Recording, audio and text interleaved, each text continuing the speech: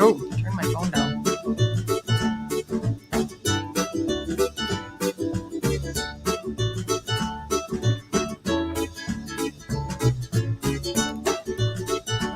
Oh, we're live on Facebook. Hi, Facebook.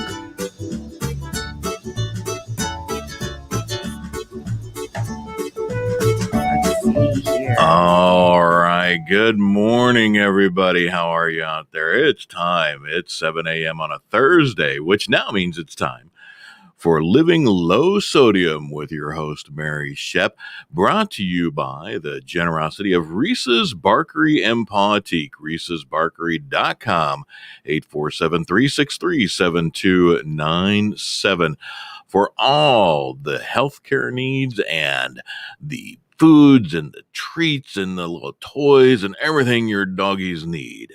Reese's Barkery and Pautique, right here in McHenry, Illinois. And Mary, good morning. How you doing?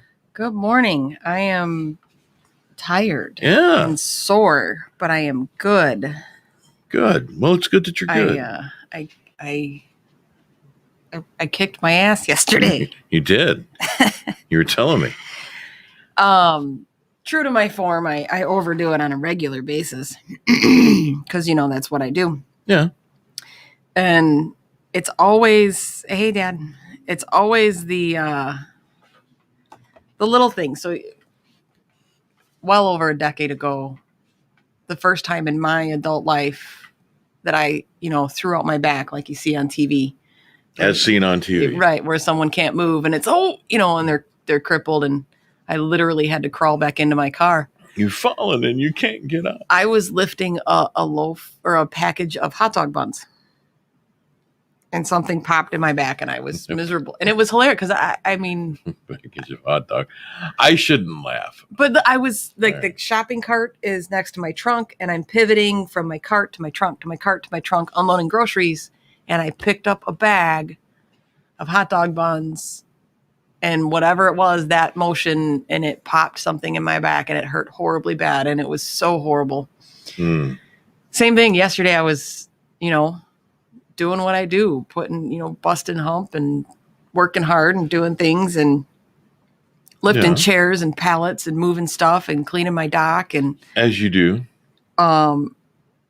Yes, I'm aware I'm crippled and it doesn't matter. Pain is pain. So it really doesn't matter. It doesn't, with my condition, it doesn't, the pain is no worse or less. Good morning, Stephanie. If I lift a chair or don't lift a chair, it's still, it's always the same. So I might as well just get my shit done. But I went to, the phone rang for the store and I put my phone on my shoulder. Yeah. And picked up the smallest box of all of the boxes I've picked up, weighing less than a pound, and popped a vertebrae in my back. Like, you've got to be freaking kidding me. And I get the physics of it. It's the way you move, and you pivoted just right and did whatever. But still, it doesn't mean it feels any better. No, and it will. And you'll have to find a way to squeeze it in to go see Dr. Ron. And it's just horribly, horribly bad because I'm notorious for overdoing things. Broken or not, I'm notorious for overdoing things. Hey, good evening, Gary. Good morning from Singapore. Evening. Oh, they're 13 hours Yeah, that's ahead right. of us. They're on the opposite side of the planet. I keep forgetting. Yeah. Morning, evening, whatever. It's too early in the morning for me to even know where I'm at, let alone where Gary's at. See, he's already had his Thursday. We're just getting ours started. Right. So what happened today, Gary? Why don't you just let us know? That way we can maybe just, skip ahead. How's things in... Yeah. Can you tell me what I'm going to say? I'm a little sore this morning and a little tired, but you'll make it. Today's show is what do I eat? I'm not going to lie. The amount of people and the amount of times that I get asked, so what do you eat? What do you do? What's your diet? What's your diet? What's your diet? What do you eat? What do you eat? What do you eat? Oh my God. Watch my show. How about that? I eat real food. Show's over. Thanks, guys. Next week on Living Low Sodium. 4 minutes. Your next 4-minute episode. I'm serious though. Yes. I am the first one to admit that I like to eat ice cream every single night. I don't necessarily watch my caloric intake. Okay. I used to. I used to quite a bit, and now I don't. I know what I eat now. I've been tracking it for a long time. I know what I eat. So until there's a change, which happens all the time, and I get it. It's super frustrating, especially if you're a woman. Not to say that men don't have the same kinds of changes, just not as frequently and not as intense. Because as you age, it changes. Yeah. So you think you have it down and you say, okay, if I eat my yogurt and I eat this and I do snacks like this and I have lunch like this and I work out like that and I'm at a healthy weight that I want to be at and so on and so forth and blah, blah, blah. Yeah. And then all of a sudden your hormones change and you went from 41 to 42 and all that goes to shit. Yeah. Next thing you know, you blink and gain 10 pounds and you're pissed. Well, it's just how it goes. And before I forget, when I talk about eating so that you're not obese and lose weight and be healthy, I'm not talking about being, Brad Pitt with a 6-pack or some supermodel that's super thin and has a personal trainer and has 0% body fat. I'm talking about being a normal human being at a healthy body weight. So just because you have a fat pouch or you have a couple extra pounds, especially if you're female and have had children, like it is near impossible to get rid of that poof of fat around your belly. It just is. I think it was God's way of making a bench for your child to sit on. I don't know. But I keep getting eyelashes in my eye. This is going to be a long show. We'll just call it the eyelash episode. Right? We'll just rename it. It's fine. But so when you see these famous people that have children and the next thing you know, you see them and it's like nothing ever happened and they've got a 6-pack. Nobody does that. Nobody works out 7,000 times a day unless you are a personal trainer. You're not doing that. You're just not. So it's not realistic to think that you're going to look like that. But to eat right and lose weight, to be healthy is very obtainable. Let me find the lottery numbers. Thanks. Yeah. If you could get on that, that'd be great, Gary. There's Gary looking out for us. So what do I eat? I eat real food. The processed foods that I do eat, I like my potato chips, but they're plain potato chips. So they're either plain unsalted potato chips, plain unsalted tortilla chips, or plain lightly salted potato chips. They're nothing fancy. The vast majority of the time, it's the dyes and the colors. Like cheese is not supposed to be orange. No, cheese is actually just white. Right. All cheeses are white. Yeah. The only color that should be in cheese is like blue cheese when it's a mold spore. Yeah. So it's comical to me, the amount of coloring that we put in our food for us. So now it's funny because you talk about genetics and what you can eat, what you can't eat. When you think of things from an evolutionary point of view, and you go, okay, depending on who you talk to, we're either, 4,000 or 4 billion years old, trillions and millions, whatever. It depends on your scientific approach or religious approach or whatever. Either way, we are a lot older than 100 years. Yeah. Yeah. So for the last 100 years, we've been studying the effects of food on the human body. So for thousands of years, regardless of how you look at it, the human species has been eating real food. Right. It wasn't until... It wasn't mechanized. Right. The food process wasn't mechanized. So it wasn't until the last, 60 or 70 years that you had hot dogs and TV dinners and processed foods and microwaves and freezers, for Pete's sake. Like, Yeah. And you're welcome. Because it was all for my sake. Right. Yeah. It was all from Pete. So, I mean, to think of how a body or an organism at all changes over time to combat environmental changes. And we wonder why we have an obese society. Because in a very, very, very short span of time, we went from eating real food in real portion sizes to consuming sugar. And that's it. Yeah. Just like sugars and dyes and whatever we can put into a product to make it taste Better. like what it was. This is what cracks me up. You take 16 different potatoes, you mash them up, you boil them, you take pretty much all of the nutrients out of them at that point. You combine them back together, add some salt to it to make it a potato. Like you killed it to make it can't you just cut the fries? Cut the potato. You've got French fries. You didn't need to combine 17 different kinds or 16 or 12. I don't forget what it is. McDonald's has like 12 different kinds of potatoes.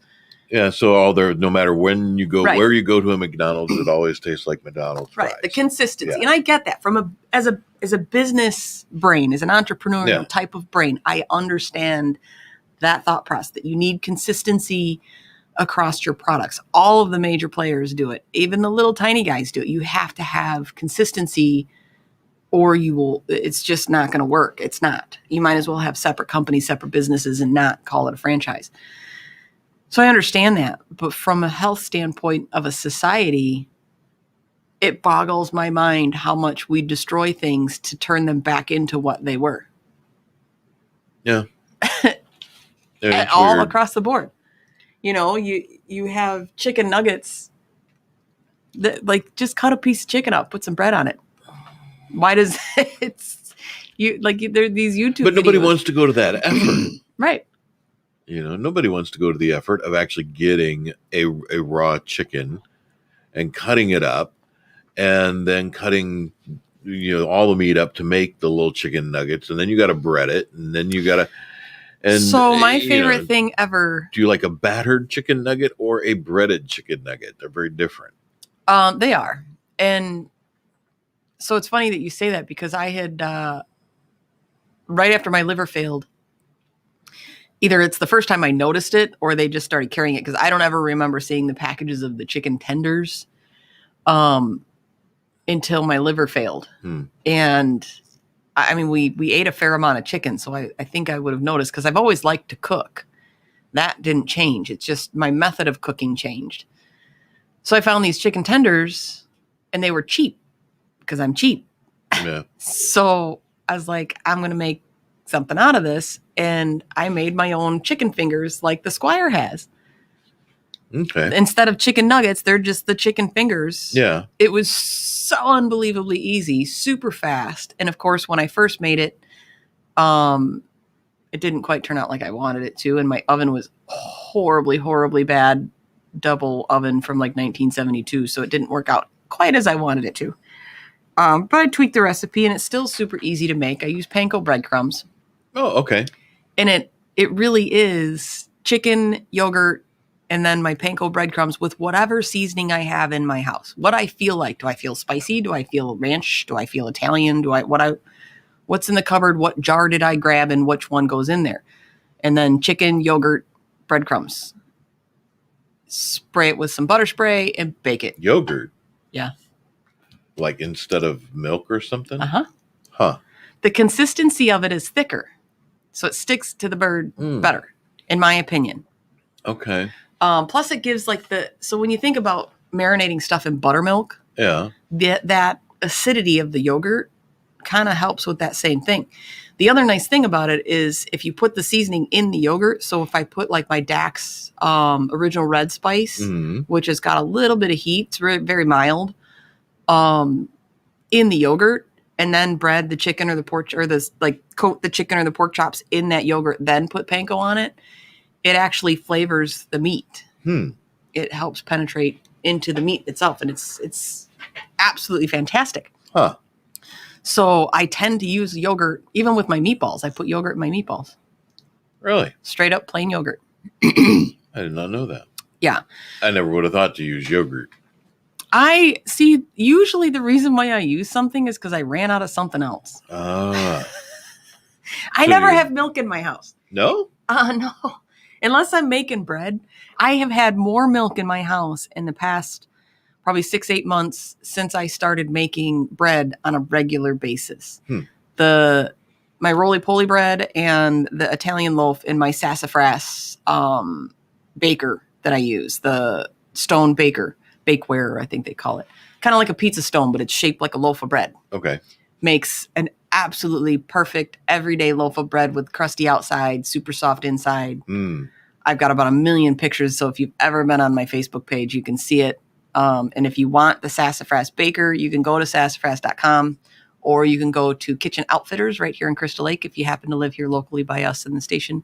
Yeah. And she sells all of their stuff out there. It's my favorite little kitchen shop. It's also very dangerous because you'll spend your life savings there. Oh, well. At least if you like to cook, you'll spend your life savings there. She's got all sorts of gadgets. Yeah. So, well, that's cool. But once I started making my own bread, because the roly-poly bread I make is a milk bread. So when you think of like Wonder Bread, white bread, nice, soft, squishy white bread, similar concept where it's, and I just shared some with Dawn, as a matter of fact. She just texted me this morning and said that the banana, so it's got banana in it. Oh, no. But I don't always put banana in it. So like if I made some for you, I wouldn't put the banana in it. The banana just lends moisture to it, but it's not necessary. And it doesn't taste like, you don't taste the banana at all. Yeah, that's what you said last time. Well, that was different. That was a banana smoothie. So I don't trust you anymore. I flat out lied to you on that one. If you say you did, if you say, oh, you don't taste the banana, if those words ever come out of your mouth, I am not eating what you put in front of me. Right. It ain't going to happen. Well, that's what's funny. Because the whole reason I made it when I found the recipe and tweaked it was because I was like, this sounds intriguing, like an actual, because my argument has always been that banana bread is not banana bread. It is a banana cake. Zucchini bread, all of those things. They are a cake. Yeah, those are much more cakes than. Right. You're not putting bread, you're not putting tuna on it. I like zucchini bread. Right. I love like when people say, oh, it's pumpkin bread. But no, it's more like, it really is more cakeish than anything. And you're not making a sandwich out of it. No, Lord, no. You're not dipping it in your gravy with breakfast or dinner or whatever. It's a cake. It's a dessert. Absolutely. So, and what's he say there? We love plantains here in Asia. It's tropical fruit after all. What is that? Mofongo, I think, with plantains, where it's smashed up plantains and other stuff. Might be a Peruvian dish. I'm not sure. But I've had mofongo, so I have had plantains. I just haven't cooked them because plantains and bananas, you can eat a banana straight out of the skin. Plantains are much more fibrous, so you really need to smash them and cook them and make like plantain, like chips or other things out of them. Typically they're cooked. They're not, and correct me if I'm wrong, Gary, but I don't think that you can just peel a plantain. It's really hard to peel, but you can't really just peel a plantain and eat it like you could a banana. It is of that same species type thing. So yeah, you probably would hate that as well. Yeah. But the bread, I was intrigued because it's a bread. It's a loaf, like a traditional in all sense of the word that you would think of bread. Okay. But with mashed banana in it. So I was like, that seems like a good way for me to get my banana.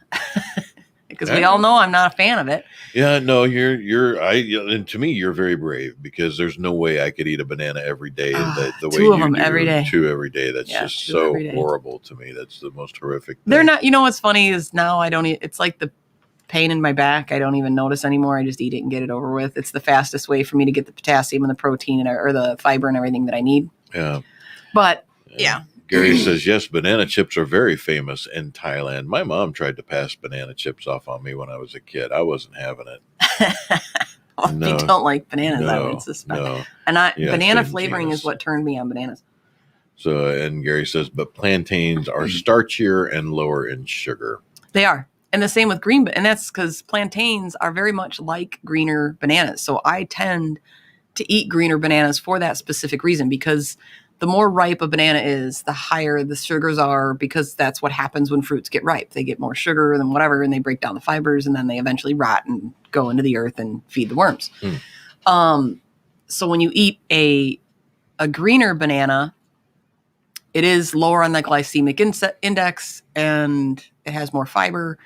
So for people who, are on low sugar or diabetic or things of that nature, and if they do love bananas, if you eat the greener ones, they are lower on the glycemic index, so you can afford that treat a little bit more often without. So you just have to pick the green ones, not the what you call it.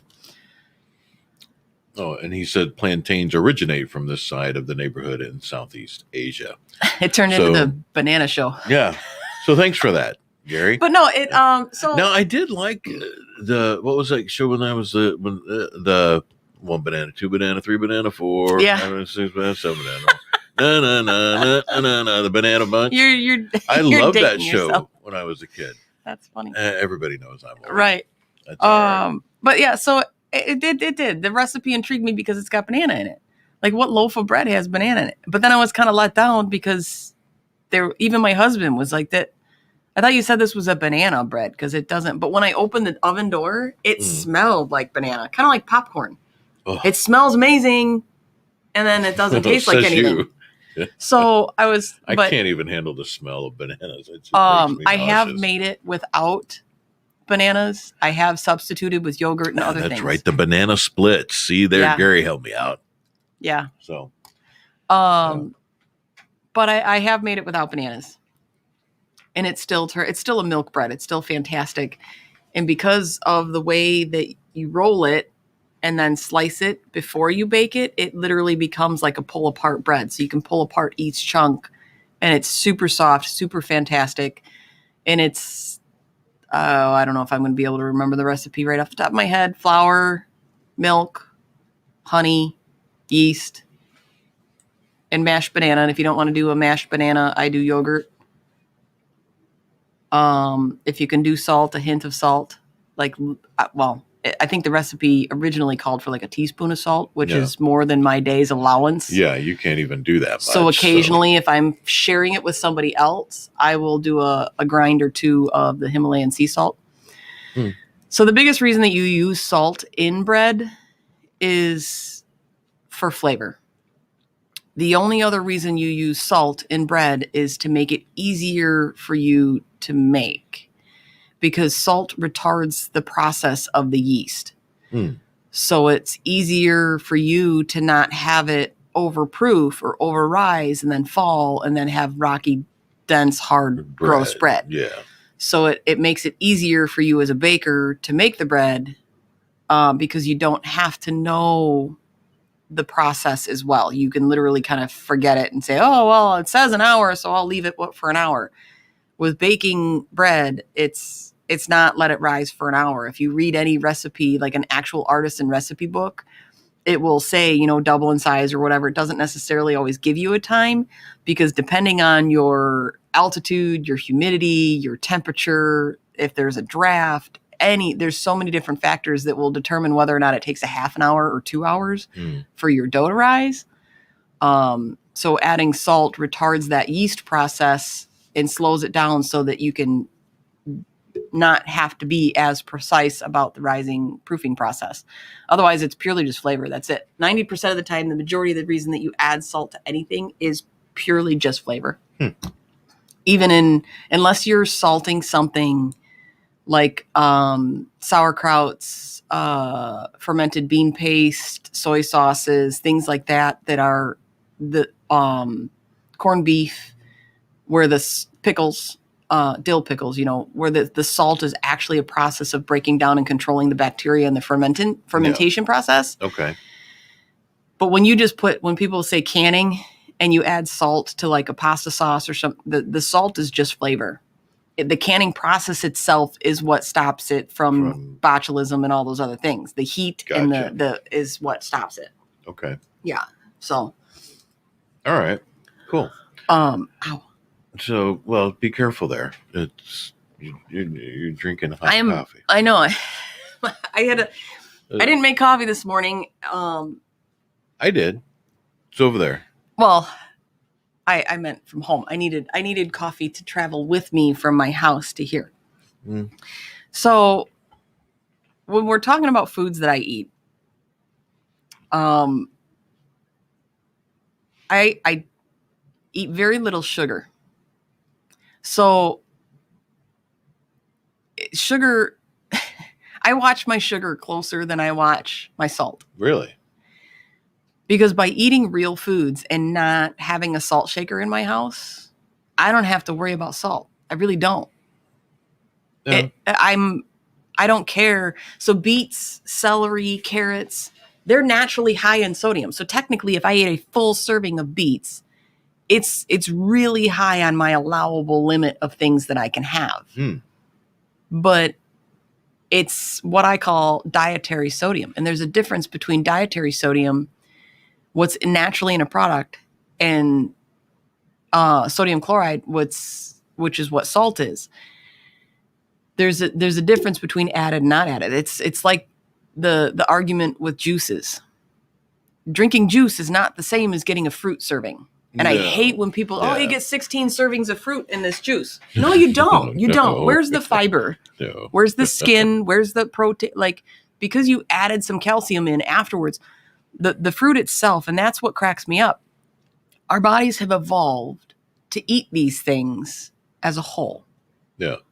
200 years ago, you found a fruit on a tree. You ate it. Sugar is free energy. And that's why we are conditioned genetically to search for it and have that dopamine euphoric rush when we find it, because it's free energy. So if you are a hunter-gatherer fighting for your life every day across time, and every piece of food is a luxury, and you're lucky to have protein, you're lucky to find some nuts or some, whatever. Like, when you think of it in the grand scheme of things, how long we've actually had an organized, like, harvesting, growing our own foods, making our own products, milling our own seeds, it hasn't been a very long period of time. Yeah. So if we're evolved to eat an actual real piece of fruit, which only certain societies like Gary over in Asia, where you have it where it grows naturally, like up in South Dakota, do you think that 200 years ago they had a whole bunch of peach trees? Probably not. Right. So when you found a honeybee hive and were brave enough to fight through the honeybees to get that honey, that free sugar gave you a rush because it was free energy. Now, who do you suppose? Because the origins of foods that we use, because I love honey, I really do. But if I was the person that discovered it, and I'm sure this goes back thousands of years because honey has been around, but who do you suppose looked at that and goes, "Ooh, see all those bees? See that really gooey gold stuff? Let's put that in our mouths and see what that's like." Cactus is actually, but you got to peel all the spines off it and the whole 9 yards. Oh, blowfish. Who discovered we could eat blowfish? And why would you want to? Right. This thing killed my cousin. I'm going to skin it and see if I can eat it. Well, it killed him too because I fed it to him. So apparently you got to eat it enough times to find out that the poison is in certain sacs of the animal and you don't eat that. Yeah. But I did see an actual documentary about that. Oh, really? A long time ago. And I'm almost certain it was in Africa. And everybody talks about like the Africanized honeybees and they're hostile and whatever. And that's exactly the case. There's this little guy, 4'2", looks like he's had a hard row all his life. And he just scurries up this tree and comes down. The guy, the commentator is like, we gotta walk away from this tree. I'm getting stung. And the guy's just kind of looking at him. They walk away. So he asked him how many. Oh yeah, of course you get stung. I'm getting the honey. Like, to him, it was. You want the honey, you gotta get stung by the bees. That's the right. But passage. Who even thought that looks really tasty? I want to put that in my mouth. I'm guessing that somebody found the leftover scraps of like a honey badger or a bear or something that has a coat of fur that doesn't get stung anywhere but their nose, and they found a honeycomb and tried it and went, "Holy shit, this is good. Really good." Yeah. I wonder where they got this. Yeah. It's like a crack addict. They'll do anything and ruin their entire life for drugs. So I guess we'll just ruin our entire life for sugar and get stung by the bee. I mean, why not? There you go. But I always wonder about that on some foods. Like you see a peach hanging from a tree, you think, oh, I'll Try it. try that. An apple, it's all right. An orange, Right. those things. But like nuts, like a coconut. Hey, let's pull that great Some big starving dude somewhere. yeah. Tom Hanks. Someone got stuck on an island somewhere and had nothing left to eat and hacked at a coconut Hey, until they let me discovered hack they at this could and eat see it. if I can shove it in my mouth hole. Yeah. That's funny. But But that's the thing. So, and it's funny that you bring up honey because when I'm super strict on my diet, usually, so when things shift, regardless of what it is, when my hormones shift, when anything happens, and I because I eat so good, I can notice a change very quickly. So whether it's an environmental thing that if I walk through smoke and there's chemicals in it and it affects me for days. And that's why I always say you don't know how bad you feel until you feel better. And when you start noticing little tiny things like sugar, if I drink a soda, it almost gives me a headache. It's so sweet. I can't handle it. So the only sugar that I have when I'm strict on my diet, and I was actually just telling a friend of mine who was trying to lose weight, is honey. Now you can't drink a gallon of it, but if I want, instead of buying a flavored yogurt or flavored creamers or whatever, the only added sugar I have is honey. So I will allow myself any sugar that's naturally in a product. So if I want something sweet, I eat peaches, grapes, fruit, whatever. Okay. I do allow myself dark chocolate, but not the sweetened dark chocolate. So if it's just dark chocolate, I like dark chocolate. Right. Yeah. So it doesn't have sugar in it, so it's more bitter, but it's still a treat. It's still chocolate. Yeah. So no added sugars unless it's honey. So even on my yogurt, I buy plain yogurt. That's it. Everybody knows I like Siggy's yogurt. The texture is absolutely fabulous. And technically it's an Icelandic. I forget what it is. It's their version of yogurt. So it's similar, but not quite. But I add honey to that or fruit. Like I will it's called supreming. So if you peel all of the skin off of an orange and actually cut between the membranes and cut all the little pieces of fruit out of the orange. Yeah. And then squeeze all of the juice from that fibrous leftover over top of my yogurt or my oatmeal. And have it that way. But the only sugar I have is sugar that naturally occurs or honey. And I will add a full 2-3 tablespoons of honey to my yogurt. And if you can get your hands on local honey, if you have allergies, all of those things, it helps you combat all of those different things if you eat local honey versus something that's just bought at the grocery store. And believe me, if you search, so if you live here in the area, go to Fresh from the Farm in Henry County, and you will find all of the purveyor. Willie's and Honey. That's on Facebook. Yep. Angie's, Annabelle's Bees. Good morning, Derek. Hey, Derek, how you doing? So Fresh from the Farm in Henry County and when you talk about what I eat, I get my pork from Hidden Marsh Farms. I get my turkeys and such from Hephzibah. I get my chicken most of the time from Our Family Farms, which is at the local farmers market all the time. And anytime I'm searching for anything, rabbit, deer, elk, bison, I go to my farm group. But no sugars. I only drink water, tea, or coffee. Zero soda, zero anything else. And then I get my heart rate up at least 6 to 8 times a day. And by that, I mean, for 8 minutes. And the reason why I picked 8 minutes is because it's doable. Psychologically, it's the same reason why people want, a 3-day juice cleanse, which is garbage, or anything like that. Because they can go, I can do 3 days and I'll be skinny and the world will be great and this is going to be awesome. You might as well just do water. Just do water for 3 days. Juice Don't cleanses do that. are so bad. No one wants it. And plus, why do you call it? It's so gross. Don't call it a cleanse. It not. Sounds nasty. You have a liver and kidneys and a pancreas and spleen and gallbladder. Stuff in there. And you have a large and small intestine that detox your body on a daily basis. You don't need to cleanse anything.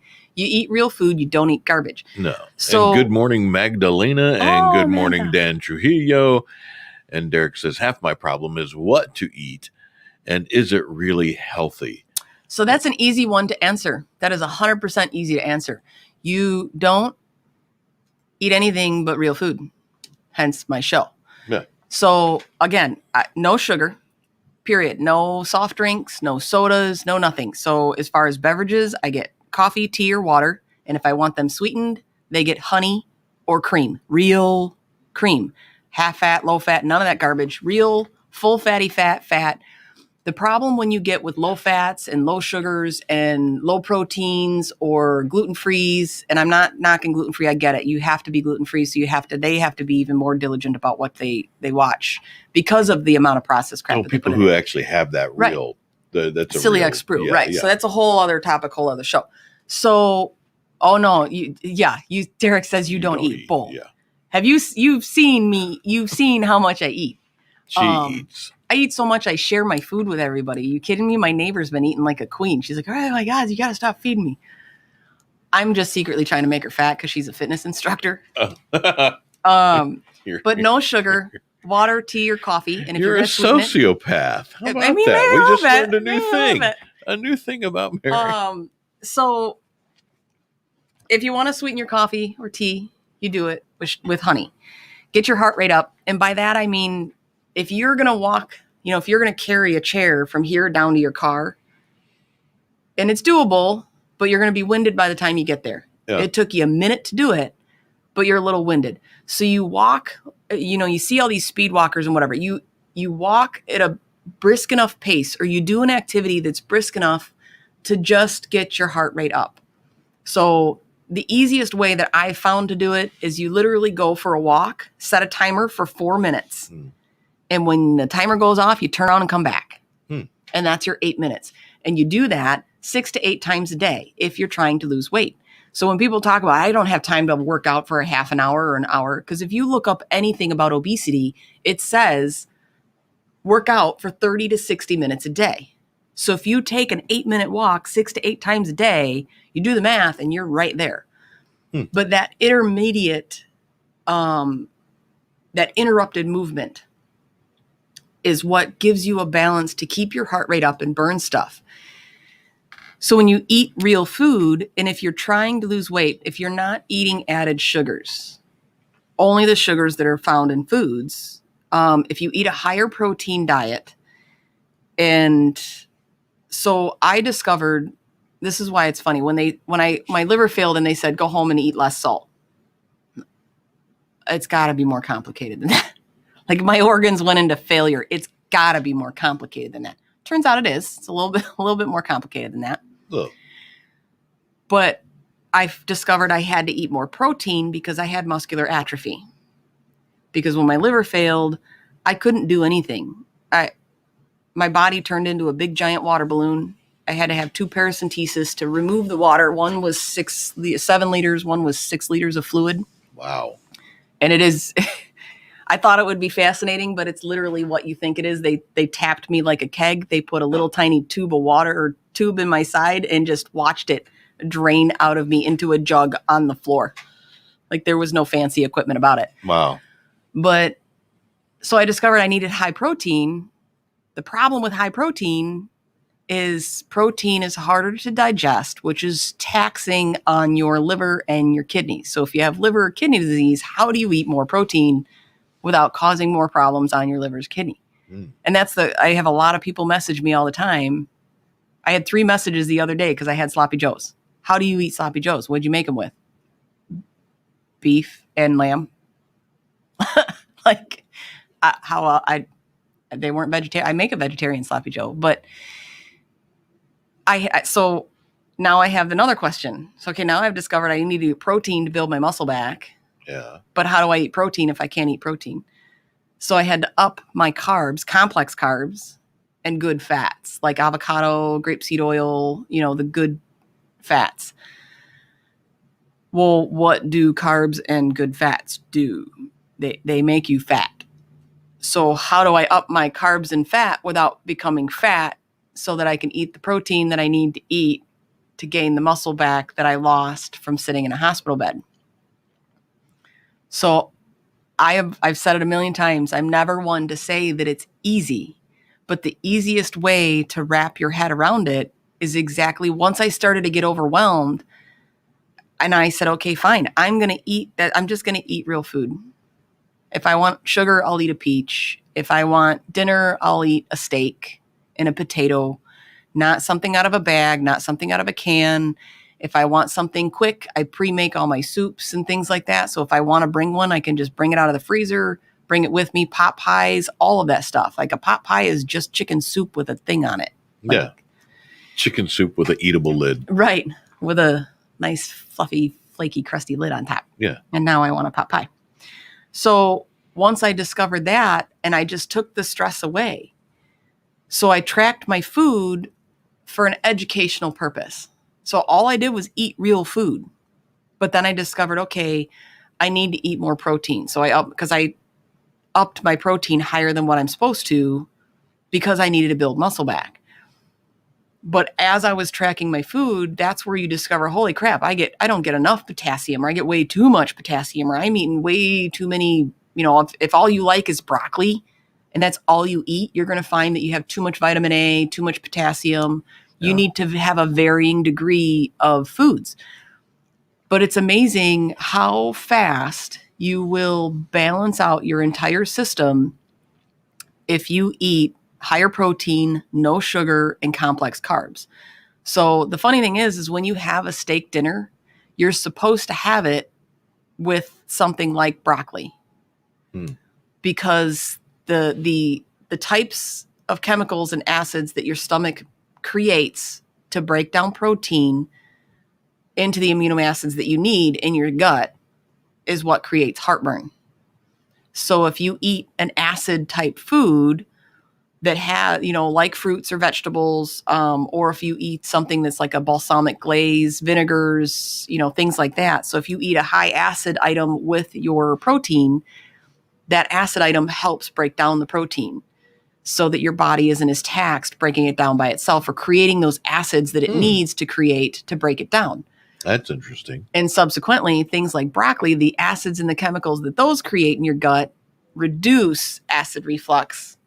So if you're going to eat a steak, you should eat it with something like broccoli or a salad or a green or some sort of vegetable, or an acid, like even if it's a fruit afterwards, an orange or something of that nature. And then complex carbs, nuts, seeds, peas, beans.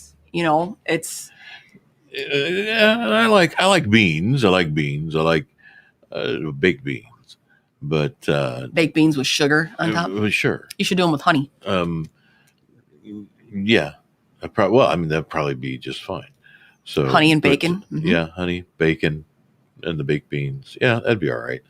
Peas, carrots are all right. I like those. I'm learning to eat. I'm eating broccoli and cauliflower, and I even ate some green beans the other day. I love green beans. Green beans, peas. I love them all. Yeah, I've far too long just been meat and potatoes. I wasn't even a pasta person until I met my wife, and then not even for years. I try to eat less pasta, and I say that, and we had pasta last night. I made kind of a sort of now here's the funny thing. You talk about making your own foods, and everybody I don't have time for that. So last night I didn't use spaghetti noodles, but it was the same concept, a meat sauce over pasta. My pasta sauce that I make on a regular basis, my dad and stepmom absolutely love it. It's one of the first things I ever made for them when I went down to visit. Sauteed onions and garlic. I tend to use clarified butter because it's got a stronger, nuttier flavor. You can buy it at the grocery stores. If you want, you can look up how to clarify your own. It's a pain in the ass, so I just buy it and cheat and you also have to pay attention because even things like clarified butter will be loaded with salt if you buy the wrong one.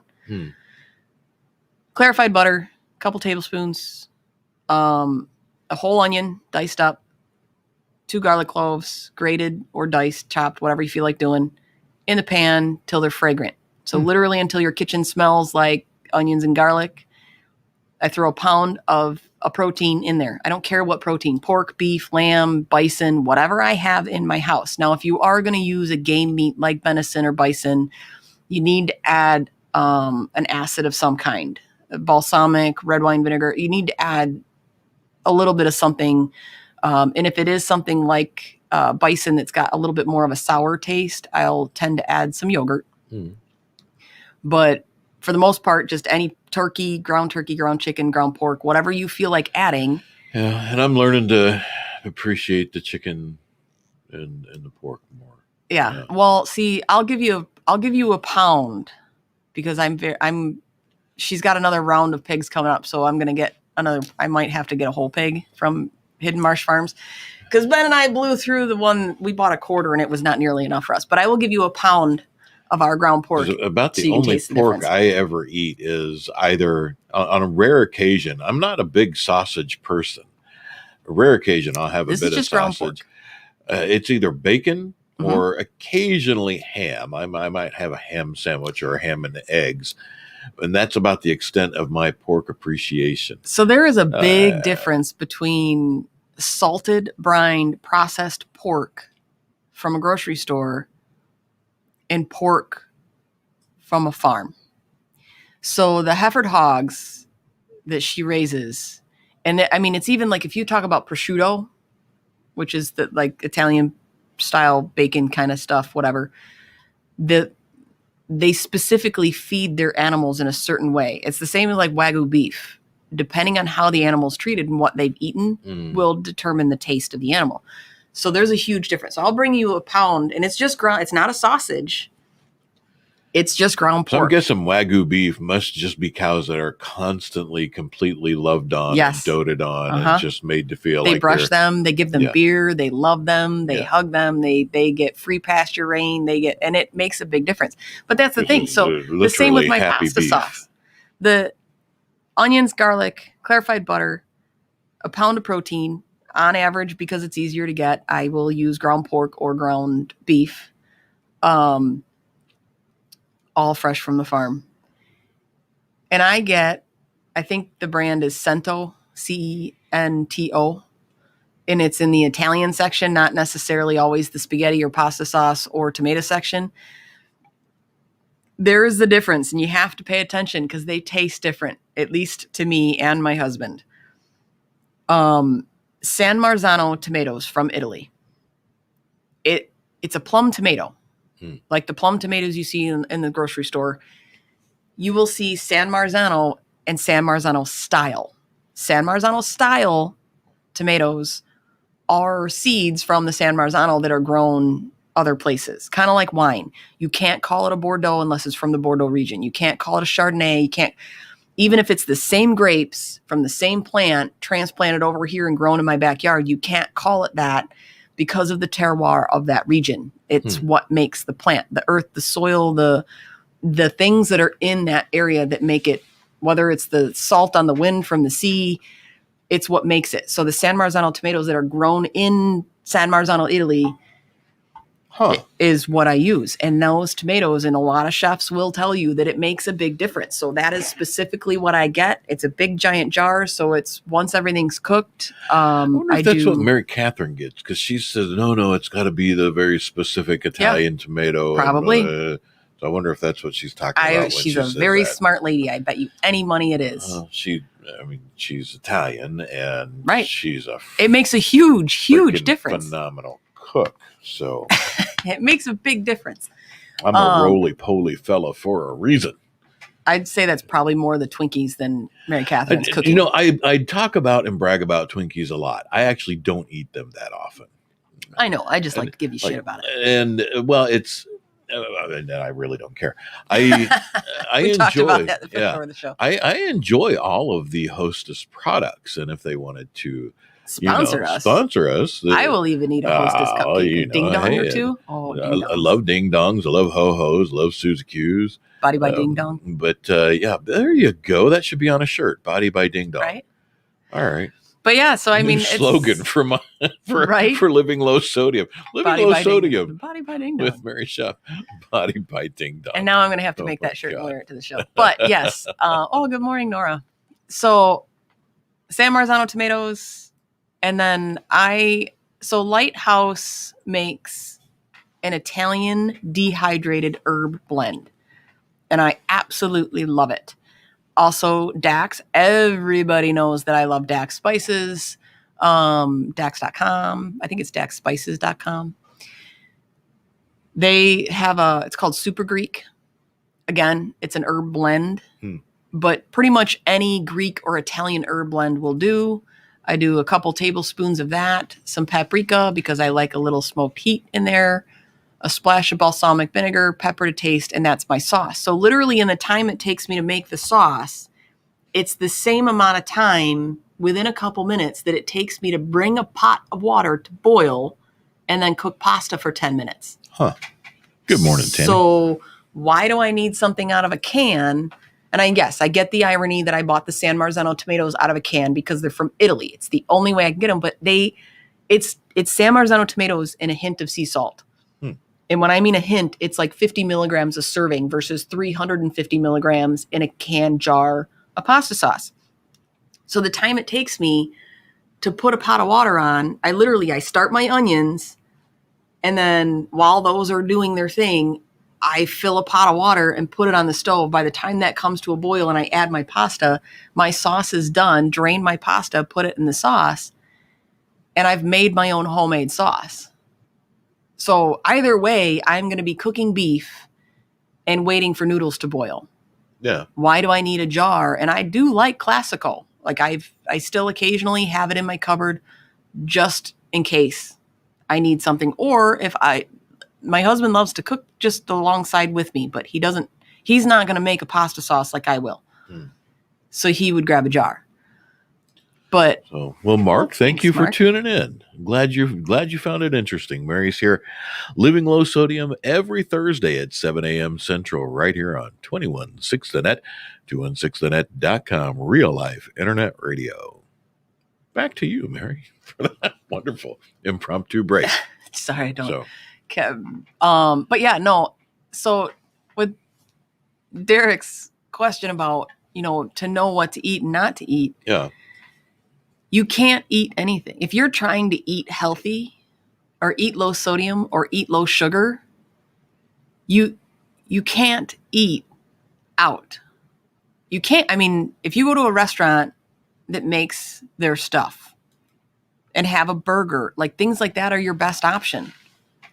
Yeah. Because it's going to be minimally processed. You get a burger with French fries or, whatever it is, especially if you go to a place like Duke's. Yeah. Ale house that cuts their own fries. Yeah. Because it's literally a burger and potatoes. Yeah. And if they make the aioli or anything like that, they're making it themselves. So it's still as scratch made as you can get. But if you're talking about anything that you can get in Subway, Taco Bell, any of the fast food joints, it doesn't exist. Olive Garden, people are like, oh, well, you can have the salad. I can have the salad. I can't have the dressing. Their dressing is 550 milligrams for 2 tablespoons. Oy. You don't do 2 tablespoons on a salad. Oy. You put like 17 cups of salad dressing. Yeah. So I literally can't eat anything there. So sad face. Yeah. But you've had my food. And that's what's funny is you want to talk about what you can eat. You can eat whatever you want. It's the easiest things to eat are, grilled chicken, grilled hot dogs, not hot dog. Well, Boar's Head actually makes a pretty good minimally processed hot dog.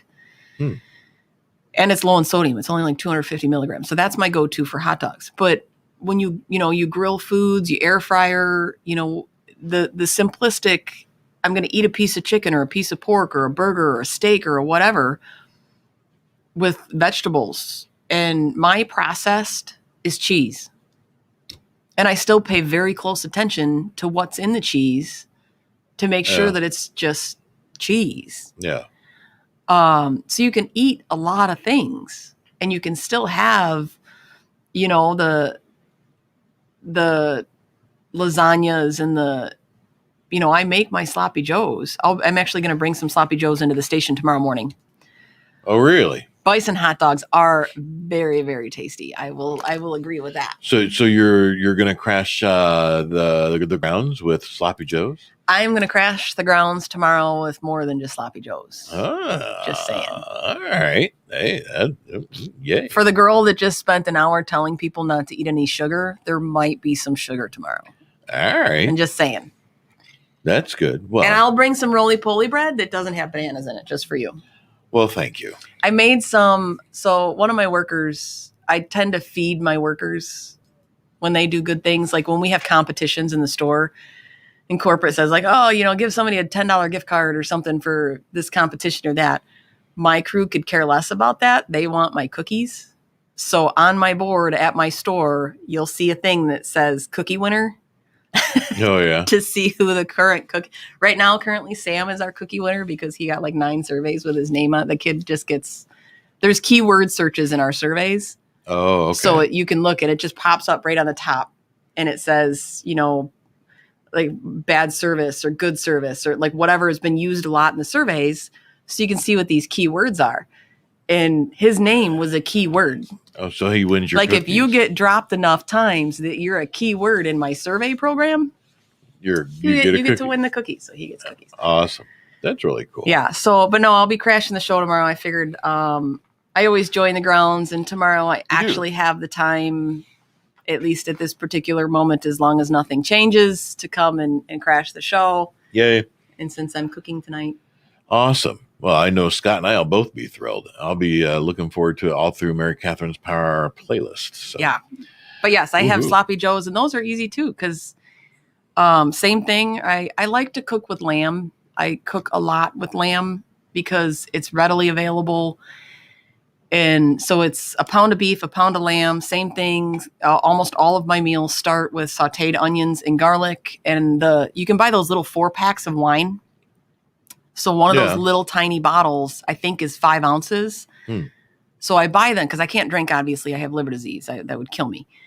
But I use that 5-ounce bottle of water or wine because it's the perfect serving. So I always keep the reds and the whites, a Cabernet and a Pinot Grigio, because it's onions, garlic, the 5 ounce of Pinot Grigio, and you literally just let it cook until the wine is almost completely gone. And then I add in my meats. So I do a pound of ground beef and a pound of lamb. And I have to thaw because I have 2 pounds of bison in my fridge. So I'm going to try bison meatballs and bison sloppy joe soon because Bob's Bison gave me 2 pounds of bison. So I'll try that soon.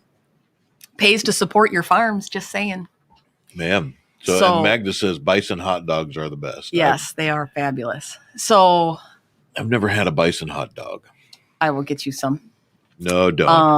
I have to do very, very. The gouts, I forgot. The last 2 months, I've had 2 weeks that were just excruciating because I got a hold of some red meats that I should not have had. I will make you turkey meatballs because I made those for our other friend that has gout, and she loved them, and I loved them, and my neighbor loved them. So I will bring their spicy turkey meatballs. Yeah, I finally got them kicked out for a while, and I don't want to invite them back anytime soon. The gouts suck; they're horrible people. But yeah, it's so ground beef, ground lamb, a pound of mushrooms. I use the mini portobellos. Friggin' love mushrooms.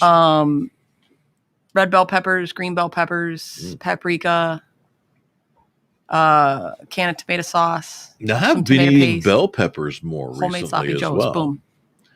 I like bell peppers. Do you like stuffed peppers? Oh yeah, I've discovered that I do like bell peppers. So they freeze. I don't know if they're technically a vegetable, but I've been eating them. They freeze. Derek loves mush. I don't know what mush is, but we're actually at a minute. Mush. So I don't know. I'm trying to figure out what mush is. I don't know. He maybe he's just having a mushy lovey day. So Derek is he's Derek Bear. He's a big old teddy bear. Maybe he's having a lovely mushy day. So mushrooms. I gotcha. Oh, yeah. So join us tomorrow because I'm going to bring. Tomorrow is not my show; it's the grounds. But since I crash the grounds every week, I figured I'd bring some food to the grounds tomorrow. An open show. Scott and I host it, and Kent produces. It's just an open show. It's a general conversation. We have good times. 7:30 a.m. Central on Fridays. So real quick, Mary, how can everybody get a hold of you? They can subscribe to my YouTube page, find me on Facebook, or on my website, MyLoSoLifestyle.com. Please subscribe to both my YouTube page and 216 The Net YouTube page. The more subscribers we have, the more luxuries we get afforded on YouTube. So, Awesome. And we will see you guys next week at 7 a.m. Awesome. We'll be back. Shrooms, mush. I love mush. Everybody on the planet